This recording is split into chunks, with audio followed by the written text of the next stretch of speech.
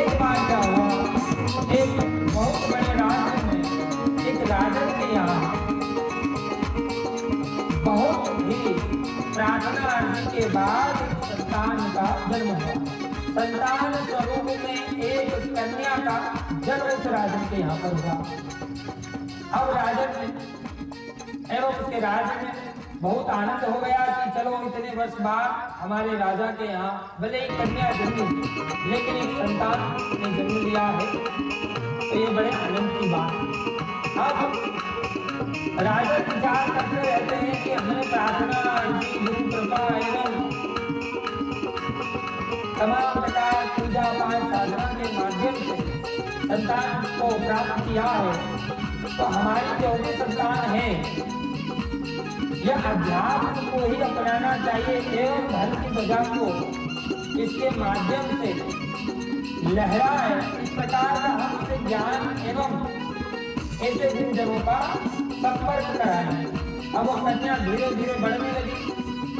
कई बच्चों ने हमसे सुन भी लिया होगा, पहले सुन लिया नहीं सुना, नहीं मतलब आप लोग सब नए बैठे हो, नहीं सुना तो नहीं, और सुन भी लिया हो तो इंप्रेशन ऐसे लाना पहली बार सुन रहे हो तो हमें अच्छा लगेगा, होता है ना। तो उसी प्रकार अब वो कन्या धीरे धीरे अपने बाल्यकाल को पार कर युवा अवस्था में आने लगी। राजा ने इस प्रकार से उसका शिक्षण कराया।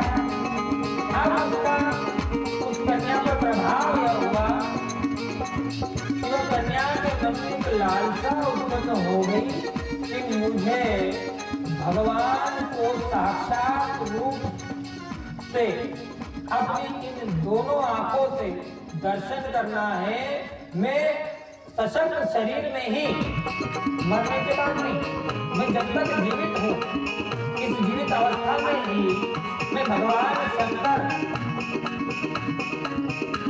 के दर्शन करना चाहती हूँ, और जब तक मुझे भगवान के दर्शन नहीं होंगे मैं ना तो अपने वैवाहिक जीवन में प्रवेश करूंगी और ना ही मैं बाहरी जीवन का कोई ज्ञान प्राप्त करूंगी। अब राजन उसके इस हाथ से बड़े परेशान हो गए। राजन ने मन में चिंतन करा कि एक पिता अपनी पुत्री के भविष्य की ओर दृष्टि डालता है तो सबसे पहले उसके युवा हो जाने पर उसका घर बस जाए, उसका विवाह हो जाए, यह एक पिता की सोच होती है, एक पिता का आनंद होता है, एक पिता का कर्तव्य होता है। लेकिन मेरी पुत्री को शायद मेरे कारण यह सुख मैं नहीं प्राप्त करा पाऊंगा, और राजन बड़े दुखी रहने लगे। कई जगह पर राजन जा जाकर के गुरुओं के चरणों में अरदास लगाने लगे कि अब मेरी पुत्री ने हट करती है कि वो भगवान शंकर के दर्शन करना चाहती है, तो अगर आप में कोई सामर्थ्य है, आप तो गुरु हैं, तो आप अपनी गुरु कृपा से मेरी बच्ची को भगवान शंकर के दर्शन करा दो, तो ताकि मैं अपने आगामी कर्तव्य को पूरा कर उसके जीवन को वैवाहिक एवं धर्म में प्रवेश कराकर अपने कर्तव्य से पूर्ण हो जाओ। लेकिन ऐसा संभव नहीं। वह अनेकों अनेक गुरुओं के पास जाने लगा, लेकिन सारे दोनों हाथ खड़े करते भाई बोले ऐसा कोई होता है भगवान शंकर के दर्शन? अरे उनको करा देते आपकी पुत्री को, तो हम यहाँ होते ही नहीं, क्योंकि अगर कराने का सामर्थ्य होता तो हम स्वयं ही दर्शन करके तृप्त हो जाते। हम तुम ध्यान साधना कर रहे हैं, तुम तो अपनी पुत्री से कहो कि ध्यान लगाएं, साधना करें, हो सकता है उससे कोई कृपा हो। फिर राजा अपनी पुत्री को कहे कि अब तक कोई गुरु ऐसा मिल नहीं पा रहा जो तुम्हारे हट को पूरा करा दे, परंतु वह पुत्री माने नहीं राजा, वह कन्या माने नहीं, क्योंकि हट है, बाल्यकाल से लगी हट बहुत बढ़िया करती है। एक बार क्या हुआ, उस राजन की नगरी में एक संत भिक्षा मांगने आया। उसने जैसे ही राज्य में प्रवेश किया तो 2-3 जगह भिक्षा मांगकर पूरे राज्य का हाल जाना कि यहाँ राजा कौन है, यहाँ का वातावरण क्या है, यहाँ लोग आध्यात्मिक है या नहीं, यहाँ पर भिक्षा दी जाती है या नहीं दी जाती। तो वह 2-3 जगहों से भिक्षा मांगते मांगते सारी जानकारी उसे प्राप्त हुई। एक जगह से ये भी जानकारी प्राप्त हो गई कि भैया ये राज्य तो अनोखा, यहाँ जो राजा है उसकी पुत्री ने अपने जीवन को संकल्पित किया है कि जब तक भगवान शंकर के वह दर्शन ना कर ले, वह ना तो बाहर प्रवेश करेगी ना ही अपने विवाहित जीवन। अब वो संत ने अपनी बुद्धि लगाई तो यह तो अच्छी बात है आज के समय में भी, और खासकर किसी कन्या में अगर ये लालसा जागृत हुई है तो इससे तो हमारे धर्म का अच्छा ही प्रचार प्रसार होता है, धर्म के प्रति सभी की रुचि बढ़ती है। अब वो चलते गया और जैसे ही राजन के महल के सामने पहुंचा तो महल की चकाचौंध देख करके उस संत की आंखें बौखला गई। बोले अरे बाप रे, इतना बड़ा महल, मतलब ये राजन के पास तो खूब सारा माल है और एक तरफ हमें देख लो हम जगह जगह भिक्षा मांग रहे हैं। तब क्या किया जाए, इस राज्य से खाली अगर इस राज्य से खाली अगर हम चले जाएंगे तो इस राज्य का अपमान हो जाएगा, इस महल का अपमान हो जाएगा, राजन की संपत्ति का अपमान हो जाएगा। तो क्या किया जाए, उसने युक्ति लगाई। उसे ध्यान आया कि लोग कह रहे थे राज्य के राजन की पुत्री को भगवान शंकर के दर्शन कराने, तो चलो इस बहाने हमें दर्शन करा देंगे। और वो महल के सामने भिक्षा मांगते हुए चिल्लाते रहा कि मैं ऐसा गुरु हूँ जो साक्षात भगवान को इस धरालोक पर बुलाने का सामर्थ्य रखता हूँ। अपने किसी भी शिष्य को उस परम धाम के स्वामी शिव शंकर के दर्शन कराने का सामर्थ्य रखता हूँ। बस उसको शिव शंकर बोलना था और अंदर राजमहल में बेटी कन्या को वह सुनना था। उसने जैसे सुना कि बाहर कोई संत आया है तो दावा कर रहा है, फटाक से बाहर और जाके पेड़ पकड़े। बोले अरे महाराज, आपने तो बड़ी कृपा कर दी जो स्वयं चल के आ गए। ये बात सत्य है कि भगवान स्वयं भक्त के घर आता है, आप दर्शन कराने के लिए स्वयं आ गए। कृपया कर मेरे इतने साल के संकल्प को आप पूरा कराएं। इसके बदले अगर आप मुझसे अपने प्राण की आहुति भी चाहते हैं तो मैं देने के लिए तैयार हूँ। संत बोला अरे नहीं, तुम्हारे प्राण लेकर मैं क्या करूँगा, तुम पर तो कृपा साक्षात भगवान शंकर की। तो बोले अब क्या किया जाए। बोले ठीक है, हम आपके इस विषय को स्वीकारते हैं और भगवान शंकर के दर्शन कराने की तैयारी करते हैं, लेकिन दर्शन ऐसे ही नहीं होते पुत्री। संत बोला कन्या से राजन। तो पुत्री बोली फिर कैसे होते हैं गुरुदेव बताइए। बोले देखिए इसके लिए बड़ा परिश्रम मैं करता हूँ। बोले मैं निरंतर 18 वर्ष से परिश्रम कर रही हूँ, उससे बड़ा तो परिश्रम हो नहीं सकता। आप जो भी परिश्रम करने के लिए मुझे बात करेंगे मैं उसे स्वीकार कर उस परिश्रम को पूर्णतः करूंगी। संत बोले अच्छी बात है। मन मन सोचे, बोले ये तो अच्छी है, सारी समस्या का समाधान ही हो गया। आप संत उनसे कहते हैं कि देखो दर्शन तो मैं कराऊंगा लेकिन यहाँ नहीं, क्योंकि यहाँ दर्शन कराऊंगा तो तुम्हारे साथ सारा राज्य कर लेगा और सारे राज्य ने तुम्हारे जैसा परिश्रम नहीं किया, तुम्हारे जैसा संकल्प नहीं, तो इसलिए तुम्हें मेरे साथ में किसी एकांत जंगल में जाकर के कुछ साधनाएं करनी होगी। साधना के पश्चात ही भगवान शंकर तुम्हारे पास पहुंचा। और कन्या बड़ी खुश हुई। बोले महाराज जी अभी चलिए, गुरुदेव चलो। नहीं बोले नहीं ऐसे थोड़ी, पहले तुम अपने खाने पीने की सारी सामग्री रखो एवं जितनी भी तुम्हारे पास में तुम्हारी स्वयं की स्वर्ण की मुद्राएं हैं, स्वर्ण के आभूषण हैं, सब कुछ बांट लो, क्योंकि भगवान शंकर जब तुम्हारे पास आएंगे तो तुम्हें उन्हें कुछ देना भी पड़ेगा। बोले बात तो सही है, इतने बड़े भगवान शंकर नीचे आएंगे तो कुछ तो देना पड़ेगा।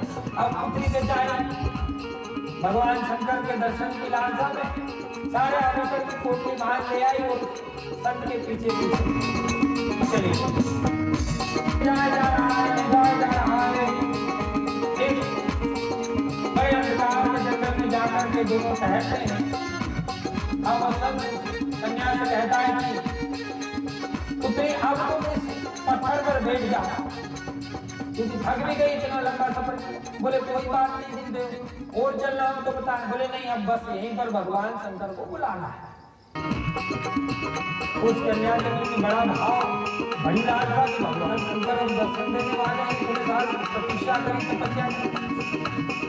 अब वसंत कन्या को पत्थर पर बैठा देते हैं और कन्या से कहते हैं अब बस वही सुनना जो हम कहें।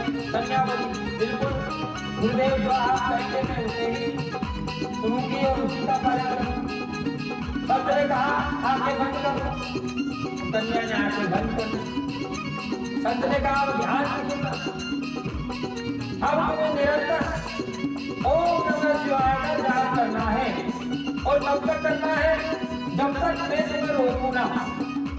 अर्थात तुम जब तक आंखें मत खोलना और ओम नमः शिवाय का जाप बंद मत करना जब तक मैं तुम्हें इस वाणी में, इसी आवाज में, मेरे स्वयं की आवाज में रुकने के लिए ना कहूं। जैसे भगवान शंकर उतरेंगे, मैं तुम्हारे पास बैठा हूं, मैं वैसे ही तुम्हें कहूंगा कि पुत्री आके खोल लो, भगवान शंकर आ गए, वैसे तुम आके खोल लो। कोई और अगर कह दे गाना राक्षस भंग करते हैं, तो अगर मेरी आवाज के अलावा कोई दूसरी आवाज में तुम्हें आंखें खोलने के लिए कहा जाए तो ध्यान रखते। अब कन्या बोले जी महाराज, जी गुरुदेव, जैसे आप दिया। अब यहाँ बेचारी आंखें बंद करके ओम नमः शिवाय का जाप करती निरंतर। कुछ देर होती संत देखता है ये ध्यान में लग गई और धीरे से वो आभूषण की सारी कोटी उठाता है, चले जाता है जंगल पार कर, सारे कपड़े जंगल उतार के बदल देता है आराम से राजा महाराज की तरह वह धारण कर चले जाता है। समस्याओं का समाधान संत परमात्मा से लग जाए। तुमने तो आज मेरी खातिर बदल दिया। अब वसंत तो चला जाता है, दूर जाकर के वो अपने जीवन को बड़े आनंद से सर्व सुखों के साथ जीने लगता है। लेकिन जंगल में बेचारी निरंतर ओम नमः शिवाय का जाप करते।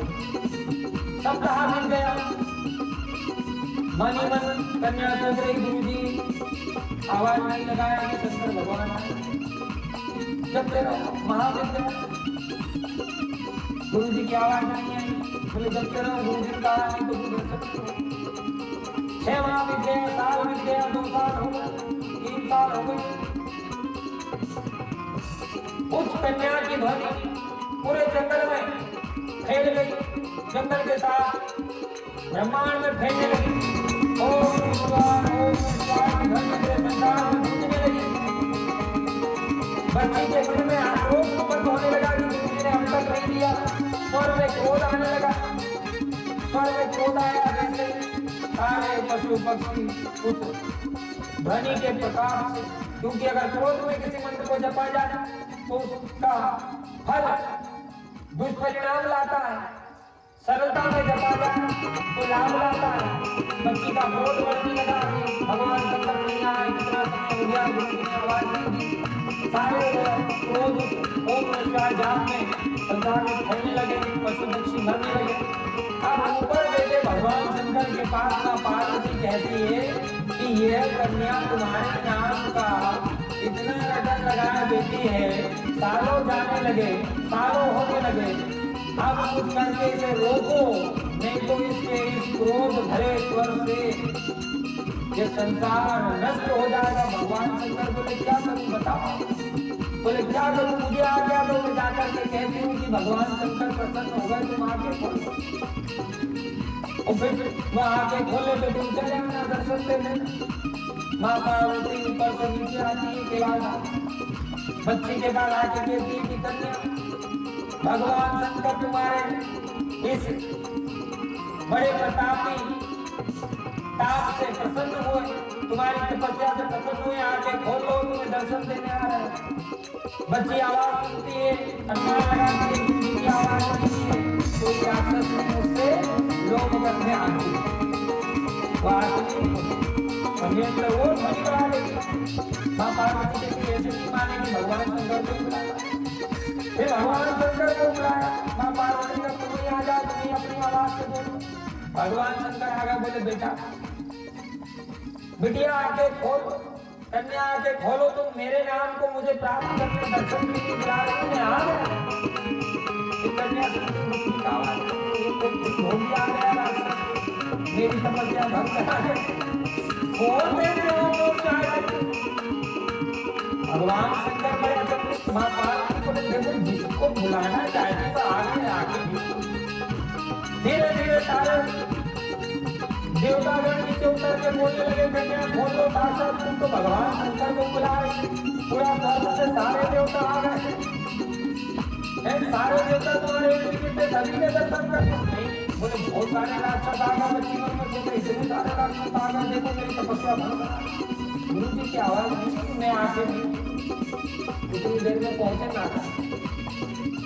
नारद कहते भगवान शंकर ये ऐसे आके नहीं खोलेंगे, इसने आपको प्राप्त करने के लिए स्वयं को संकल्पित किया है और इसके गुरु ने इसे यह आदेश किया है कि जब तक उसकी वाणी से आंखें खोलने का आदेश ना मिल जाए तब तक आंखें खोलना नहीं, तो तपस्या भंग होगी, तो भगवान शंकर के दर्शन नहीं हो सकते। अब भगवान बोले फिर क्या किया जाए, बोले कुछ भी नहीं किया जाए, उससे उठा कर देना और भोगी पाकर कहाँ पे वो आनंद मना रहा है। कुछ देवता जाते हैं भेष बदल करके जाकर के उस संत से कहते हैं भैया चलो तुम्हें तो बुलाया जा रहा है भगवान शंकर। वो बड़े आचंबित बोले कहाँ भगवान शंकर बुला रहा है हमको, हम बड़े आनंद में बोले नहीं तुम्हें चलना पड़ेगा। वो संत भी नहीं माने, बोले मैं अपना जीवन आनंद से जी रहा हूँ, मुझे कहीं नहीं जाना, तो भगवान शंकर कुछ नहीं होता है, भगवान शंकर का कहाँ भगवान। बोले अच्छा कुछ नहीं होता, तुमने जो कन्या को वहाँ पे लगा करके छोड़ दिया। संत को ध्यान आता बोले बात के राजा को पता तो नहीं चलेगा, मैंने उसकी पुत्री को लूट लिया, अब तो गया और डरने लगा। लेकिन देवताओं ने देव रूप में आया और उसे वहां से विलुप्त कर जंगल में लेकर के आया। और जंगल में आकर के जब उसने देखा कि जिस कन्या को उसने भले ही झूठे प्रलोभन में भगवान शंकर से मिलने की लगन लगा दी थी, उस लगन के कारण समस्त देवी देवता उस कन्या के इर्द गिर्द एवं स्वयं भगवान शंकर साक्षात विराजमान। यह देख करके वह संत अचंभित हो गया, उसे अपने कर्तव्य लांछन आने लगी, शर्म आने लगी और वह भगवान के चरणों में गिर गया और भगवान से कहने लगा कि हे प्रभु आज ये लीला सत्य हो गई कि भले ही झूठी लगन क्यों न परमात्मा से लगाई जाए, लेकिन अगर लगन लग गई है तो दर्शन अवश्य प्राप्त होंगे। मैं तो झूठा खाई, लेकिन मुझे सच रूप में इस कन्या ने गुरु स्वीकार किया और इस कन्या के कारण यह तो तरी तरी इसका पाखंडी आडंबरी गुरु भी तर गया, जिसे साक्षात समस्त देवताओं का दर्शन हो गया। भगवान शंकर ने कहा देखो सब छोड़ दे, तेरे हिस्से बोल के आगे खोले। अब गुरु ने जैसे ही कहा कि बेटा आके बोल लो भगवान शंकर, कन्या ने आवाज सुनी, बोले तुरंत आगे खोली और देखा तो समस्त सारे देवता विराजमान थे, स्वयं भगवान शंकर विराजमान थे, मां पार्वती विराजमान थी और एक तरफ गुरु कांप रहा। अब उसने देखा, बोले मेरा गुरु तो वास्तविक इतना क्षमताशाली है, मैंने तो भगवान शंकर की आस लगाई थी, उसने तो सभी को बुला दिया। वो आसन से उठी और भगवान शंकर को छोड़ दिया, गुरु के चरणों में पकड़ लिया। गुरुदेव आप तो भगवान शंकर से भी बड़े हो, मैंने तो हृदय की आस लगाई थी, तुम तो समस्त देवताओं को दे आज मुझे किसी के दर्शन नहीं, मुझे तो आपके दर्शन चाहिए और आपके चरणों का रखवाल और आपके चरणों में सदा मुझे सेवक रूप में इस कन्या को, इस बेटी को स्वीकार। तो उस प्रकार देखिए एक गुरु और एक शिष्य में क्या प्रताप उत्पन्न होता है कि भले ही गुरु शिष्य निकल गया, शिष्य ने अपने गुरु के आदेश को माना और वह जिसे प्राप्त करना चाहता था, चाहती थी, वह उसे प्राप्त हो गया। तो इसीलिए हमारे सनातन धर्म में, सनातन समाज में गुरु शिष्य का महत्व तब नहीं कि कोई गुरु चमत्कारी हो, कोई गुरु के पास सिद्धि बहुत हो, शक्ति बहुत हो, लेकिन अगर उस गुरु के पास कुछ भी नहीं और उसका शिष्य अगर उसे स्वयं परमात्मा रूप में स्वीकार कर ले, तो इस संसार में गुरु से बड़ी कोई शक्ति नहीं और गुरु से बड़ा कोई ईश्वर नहीं।